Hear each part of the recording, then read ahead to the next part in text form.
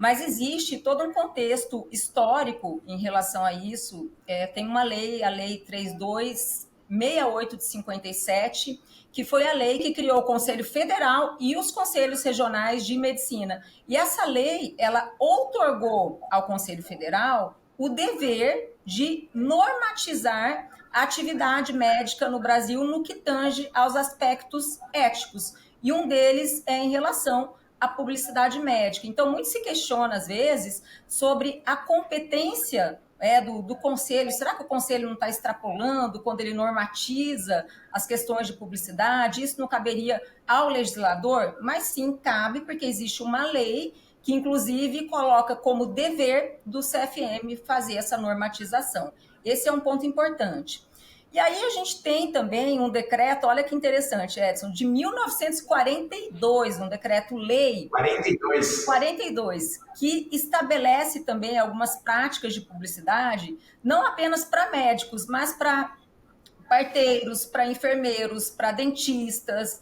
E esse decreto, uma das imposições é que o médico, por exemplo, ele não pode anunciar mais de 2 especialidades. Ainda que ele tenha feito 2 residências, ele não pode. Por isso que o CFM proíbe o médico de fazer o anúncio de mais de 2 especialidades. Então, a gente tem esse decreto e, assim, a última normativa que a gente tinha de publicidade do Conselho Federal de Medicina, ela está ligada, tá? Ela precisa obedecer às normativas que estão colocadas no sistema jurídico.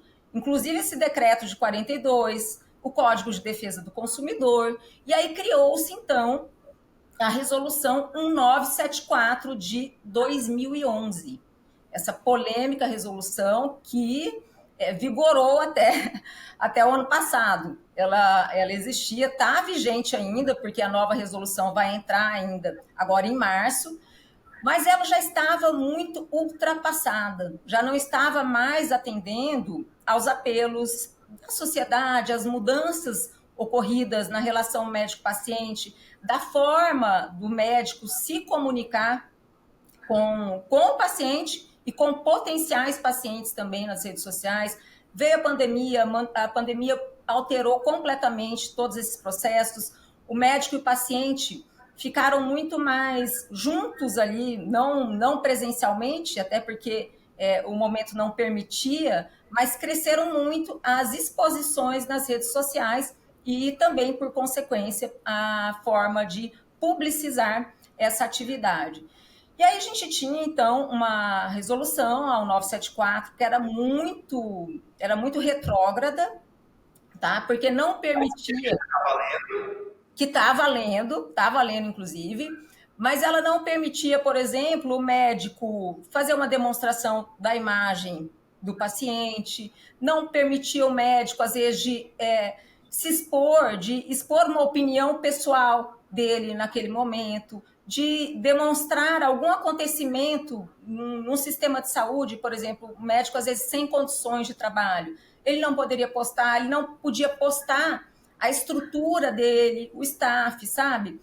Como que é o seu ambiente de trabalho. Ele ficava restrito nesse sentido, não poderia ter um portfólio. Não podia nem mostrar como que era o consultório. Ele poderia até tirar uma foto no consultório, sabe? Mas assim, ele não poderia fazer uma exposição porque o conselho entendia que isso poderia soar como uma concorrência desleal com outro colega, uma autopromoção. Então não era vedado, ou ficava numa área muito nebulosa, tá? Ficava numa área muito nebulosa. Hoje, expressamente, tá? Com a nova resolução, ela trouxe essas inovações, deixando muito mais claro para o médico o que ele pode e o que ele não pode fazer. Assim, existem ainda algumas questões que dá para a gente trabalhar, mas de uma forma geral, eu acho que a resolução ela trouxe excelentes proveitos. O médico que souber se valer dessa nova resolução, ele vai ter muitos benefícios. E o que é interessante, inclusive, é que a resolução ela fala em captar clientes, tá? Que o médico, antes existia aquela ideia de que o médico não pode vender.